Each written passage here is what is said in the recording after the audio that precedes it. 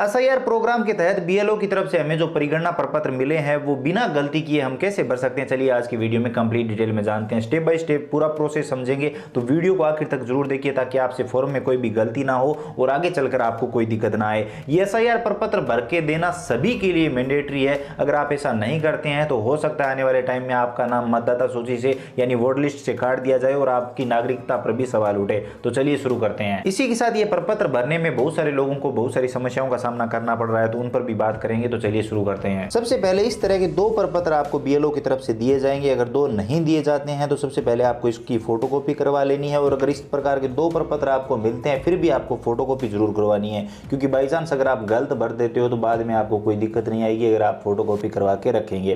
तो इसमें सबसे पहले यहाँ पर आप देख सकते हैं आपको बीएलओ के कॉन्टैक्ट नंबर मिल जाते हैं, जिन पर आप कॉन्टैक्ट करके अगर कोई इस प्रपत्र में भरने में दिक्कत आ रही है और कोई दिक्कत आ रही है तो आप इनसे पूछ सकते हैं। उसके बाद यहाँ पर जिस व्यक्ति का फोटो है उस व्यक्ति का एक पासपोर्ट साइज फोटो यहाँ पर आपको चिपकाना है। तो एक आपको पासपोर्ट साइज फोटो चाहिए होगा। उसके बाद यहाँ पर इस व्यक्ति की जन्मतिथि क्या है वो यहाँ पर आप लिखेंगे। तो जो भी जन्मतिथि है वो यहाँ पर आप लिख दीजिए। तो मैं उदाहरण के लिए लिख रहा हूँ, आप अपने हिसाब से सही तरीके से यहाँ पर जन्मतिथि भर दीजिए। उसके बाद आधार नंबर वैकल्पिक है, यानी आप चाहें तो भर सकते हैं। तो आपके पास आधार नंबर होंगे तो आप यहाँ पर आधार नंबर भर दीजिए। उदाहरण के लिए मैं कुछ भी दे रहा हूँ, आप अपने हिसाब से सही आधार नंबर यहाँ पर भरेंगे। उसके बाद आप अपने मोबाइल नंबर यहाँ पर लिखेंगे। तो चलिए मैं उदाहरण के लिए कुछ भी मोबाइल नंबर लिख देता हूँ, आप सही तरीके से अपने मोबाइल नंबर लिख दीजिए। उसके बाद यहाँ पर पिता या अभिभावक का नाम, अब ये नाम आपको अपने आधार कार्ड के अकॉर्डिंग नहीं लिखना है, ये नाम आपको अपने वोटर कार्ड के अकॉर्डिंग लिखना है। हो सकता है कि आपके वोटर कार्ड में नाम थोड़ा बहुत गलत हो, लेकिन क्या फर्क पड़ता है, वो बाद में आप सही करवा लेना। अभी आपको वोटर कार्ड के अनुसार ये सारी डिटेल डालनी है।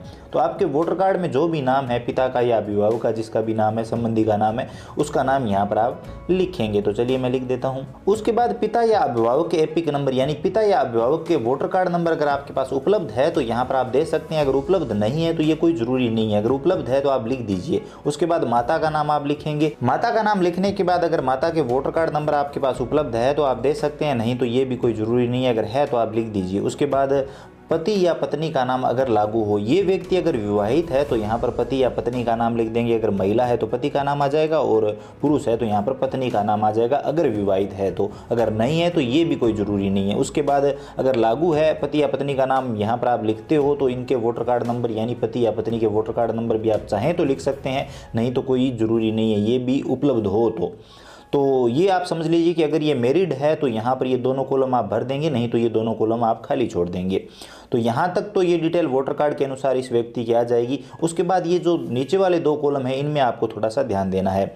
अब इस व्यक्ति का नाम अगर 2002 की वोट लिस्ट में है, यानी लास्ट एसआईआर में है, यहाँ पर आप देख सकते हैं, इंग्लिश में होता तो शायद यहाँ पर आप एसआईआर लिखा हुआ देखते, तो यहाँ पर ये एसआईआर की डिटेल मांगी जा रही है। यानी लास्ट एसआईआर 2002 में हुआ था तो 2002 की वोट लिस्ट में इनका जो नाम है वो यहाँ पर आप लिखेंगे। एक बात यहाँ पर समझ लीजिए, कई बार होता है क्या है कि 2002 की वोट लिस्ट में इनका नाम थोड़ा सा अलग था, उसके बाद इन्होंने करेक्शन करवा लिया।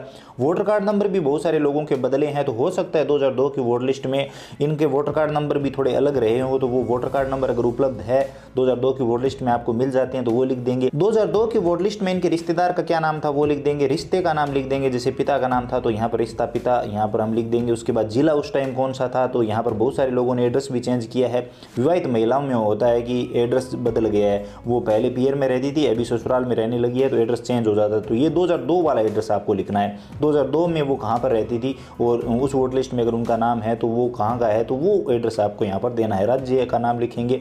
तो चलिए हम उदाहरण के लिए लिख देते हैं। उसके बाद विधानसभा निर्वाचन क्षेत्र का नाम, ये अगर आपको नहीं मिलता है तो आप 2002 वाली वोट लिस्ट निकाल लीजिए। 2002 की वोट लिस्ट कैसे निकाली जाती है इस पर मैंने कंप्लीट डिटेल में वीडियो बना रखा है, वो वीडियो देखकर बहुत ही आसानी से आप चुटकियों में अपने मोबाइल से ये वोट लिस्ट निकाल सकते हैं। उस वोट लिस्ट में आपको विधानसभा क्षेत्र यहाँ पर देखना है, वो आपको यहाँ पर मिल जाएगा। वो 2002 में जो भी है वो यहाँ पर आप लिख देंगे। तो चलिए मैं यहाँ पर लिख देता हूँ। अब जैसा कि मैंने आपको बताया इस सदस्य की डिटेल हम यहाँ पर भर रहे हैं, तो विधानसभा निर्वाचन क्षेत्र की संख्या हमें भरनी है, तो वो भी 2002 की वोट लिस्ट में मिल जाएगी। यहाँ पर विधानसभा क्षेत्र की संख्या यहाँ पर देखिए दी हुई है, तो वो यहाँ पर आप लिख देंगे। अब ये जो संख्या है वो उस पेज की आपको लिखनी है जिस पेज में इस सदस्य का 2002 की वोट लिस्ट में नाम है। 2002 की वोट लिस्ट में जिस भी पेज में नाम है उस पेज के अनुसार ये सारी डिटेल आपको भरनी है। तो यहाँ पर आगे आप भाग संख्या देखनी है, तो यहाँ पर 2002 की वोट लिस्ट में यहाँ पर आप देखेंगे तो आपको भाग संख्या मिल जाएगी। तो ये भाग संख्या यहाँ पर हम लिख देते हैं। उसके बाद यहाँ पर क्रम संख्या पूछी जा रही है इस व्यक्ति की 2002 की वोटर लिस्ट के अनुसार क्रम संख्या। तो क्रम संख्या यहाँ पर आप देखेंगे इनके नाम होंगे, तो जहाँ पर भी इस व्यक्ति का नाम हो उसके आगे मान लीजिए उदाहरण के लिए आप ये नाम है, तो इस व्यक्ति का जहाँ पर भी नाम हो इसके आगे यहाँ पर आप देख सकते हैं ये क्रम संख्या है कंटिन्यू। तो ये क्रम संख्या देखकर आपको लिख देनी है इस तरह से। तो ये क्रम संख्या आ गई। तो अब ये डिटेल आ गई इस व्यक्ति की 2002 की वोटर लिस्ट के अनुसार, क्योंकि इस व्यक्ति का नाम 2002 की वोटर लिस्ट में है। अब ये डिटेल अगर आपने भर दी, इस व्यक्ति का नाम 2002 की वोटर लिस्ट में है, तो आगे की डिटेल आपको भरने की जरूरत ही नहीं है। आप डायरेक्ट यहाँ पर आप अपने हस्ताक्षर करेंगे या अंगूठे का निशान लगाएंगे, बीएलओ के हस्ताक्षर करवाएंगे और बीएलओ को ये फॉर्म सबमिट कर देंगे। इस तरह के 2 फॉर्म आपको भरने हैं, दोनों पर हस्ताक्षर करवाने, एक फॉर्म अपने पास रखेंगे और एक फॉर्म बीएलओ को सबमिट कर देंगे। अब मान लेते हैं कि इस सदस्य का नाम 2002 की वोटर लिस्ट में है ही नहीं, तो आपको ये कॉलम नहीं भरना है। अगर इस सदस्य का नाम 2002 की वोटर लिस्ट में नहीं है तो ये कॉलम आपको नहीं भरना है, क्योंकि लास्ट एसआईआर 2002 में हुई थी उसमें इस सदस्य का नाम नहीं है। तो अब हमें भरना है रिश्तेदार का विवरण। अब रिश्तेदार हमारा कौन हुआ, जैसे हमने पिता का नाम दे रखा है, अभिभावक का नाम दे रखा है, वो हमारे रिश्तेदार है, तो उनका नाम हमें 2002 की वोटर लिस्ट में जरूर मिलेगा। तो उनके नाम से हम ये वाला बॉक्स भरेंगे, जिसमें यहाँ पर हम अपने अभिभावक या पिता का नाम लिखेंगे, क्योंकि उनका नाम है 2002 की वोटर लिस्ट में, तो हम यहाँ पर उनका नाम दे देते हैं। उसके बाद उनके वोटर कार्ड नंबर अगर हमारे पास उपलब्ध है तो हम दे देंगे। उनके रिश्तेदार का नाम 2002 की वोटर लिस्ट में क्या था, तो यहाँ पर आप देख लीजिए इनका नाम जैसे कि हमें यहाँ पर मिल जाता है, ये रहा, तो इनका नाम हमें यहाँ पर मिल गया। तो इनके रिश्तेदार का संबंधी का नाम आपको 2002 की वोटर लिस्ट में देखना है, तो यहाँ पर आप देख सकते हैं ये 2002 की वोटर लिस्ट में हम इन्हें हाईलाइट कर लेते हैं। तो यहाँ पर आप देख सकते हैं ये इनकी डिटेल है, तो यहाँ पर ये डिटेल आ गई। तो अब इनके रिश्तेदार का जो नाम है वो हमें लिखना है। तो हम अपने पिता की डिटेल दे रहे हैं, तो हम यहाँ पर इनके रिश्तेदार का नाम लिख देंगे। मैं उदाहरण के लिए भर रहा हूँ, आप सही तरीके से भर लीजिए समझाने के लिए। उसके बाद रिश्ते का नाम, यानी इनका जो रिश्तेदार है इसके साथ इनका क्या रिश्ता है, तो वो यहाँ पर हम लिख देंगे। उसके बाद जिला उस टाइम कौन सा था, तो वो वोट लिस्ट में 2002 की वोट लिस्ट में देखकर लिख देंगे। राजस्थान, हम यहाँ पर स्टेट लिख देते हैं, आप अपने हिसाब से लिख दीजिए। विधानसभा निर्वाचन क्षेत्र मैंने आपको बताया यहाँ पर वोट लिस्ट के ऊपर लिखा हुआ मिल जाएगा, वो यहाँ पर आप लिख दीजिए। उसके बाद विधानसभा निर्वाचन क्षेत्र की संख्या जैसा कि मैंने आपको बताया यहाँ पर मिल जाएगी, तो वो यहाँ पर आप देख कर लिख दीजिए। उसके बाद भाग संख्या मैंने आपको बताया यहाँ पर मिल जाएगी, तो जो भी है यहाँ पर आप लिख दीजिए। उसके बाद क्रम संख्या, तो यहाँ पर इनका नाम ये हमें मिल जाता है, तो इनकी क्रम संख्या रहेगी 267, तो हम यहाँ पर 267 ये लिख देते हैं। तो ये कॉलम हमने भर दिया। अब एक बात समझ लीजिए कि इनका नाम अगर आपको 2002 की वोटर लिस्ट में मिल जाता है तो आप ये कॉलम भर देंगे, ये जरूरी नहीं है। फिर भी अगर आप चाहें तो ये कॉलम भर सकते हैं। पिता के नाम से भर सकते हैं, दादा दादी के नाम से भर सकते हैं, अपने किसी भी अभिभावक के नाम से भर सकते हैं। एक तरह से आप ये बात प्रूफ करेंगे कि आप 2002 से इस देश में रह रहे हैं, देश के नागरिक है।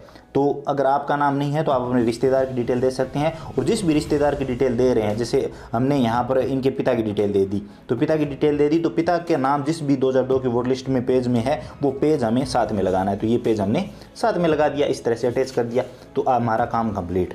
2002 की वोटर लिस्ट आप फ़ोन से निकाल लेंगे और उसके बाद वोटर लिस्ट वाला पेज इसके साथ लगा देंगे। अब एक सबसे बड़ा सवाल विवाहित महिलाओं से संबंधित कि 2002 की वोटर लिस्ट में उनका नाम नहीं है, क्योंकि उनका नाम बाद में जुड़ा है, उनकी उम्र कम है, तो वो किसके नाम से ये कॉलम भरे, अपनी पति के नाम से, ससुर के नाम से, या फिर माता पिता के नाम से। तो आपको 100% ये कॉलम भरना है माता पिता के नाम से।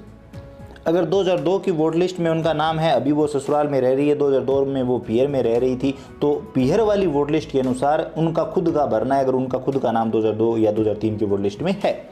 क्योंकि लास्ट एसआईआर जो हुआ था वो 2002 या 2003 में हुआ था, तो वो आप वोटर लिस्ट फ़ोन से बहुत ही आसानी से निकाल सकते हैं। तो उसके अनुसार अगर उनका नाम मिल जाता है विवाहित महिला का, तो वो खुद के नाम से पीहर का एड्रेस वगैरह सब यहाँ पर आ जाएगा और वो डिटेल आ जाएगी। अगर उनका खुद का नाम नहीं है 2002 या 2003 की वोटर लिस्ट में, तो वो अपने पिता, माता, दादा दादी के नाम से भरेगी, चाहे वो विवाहित हो, पति पत्नी, ससुर से कोई लेना देना नहीं है। और जिस भी रिश्तेदार या जिस भी अभिभावक के नाम से विवाहित महिला अपना ये कॉलम भर रही है, उनका 2002 की वोटर लिस्ट में जिस भी पेज में नाम है, मान लीजिए आप ये नाम है, तो ये पेज आपको वोटर लिस्ट के साथ अटैच कर देना है और बीएलओ को सबमिट कर देना है।